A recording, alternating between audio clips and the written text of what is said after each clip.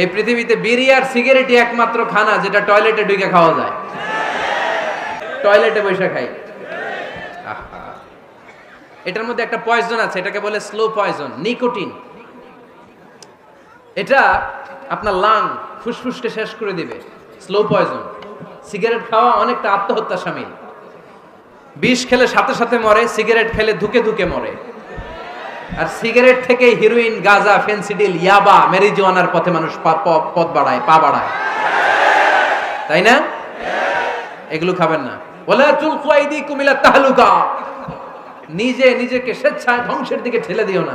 জীবনটা অনেক সুন্দর, জীবনটা অনেক রঙিন, আল্লাহর দেয় জীবনটাকে উপভোগ করার দরকার আছে না নাই? সিগারেটকে এই ফরিদপুরের প্রোগ্রাম থেকে আমরা আজকে নো বলে দিলাম।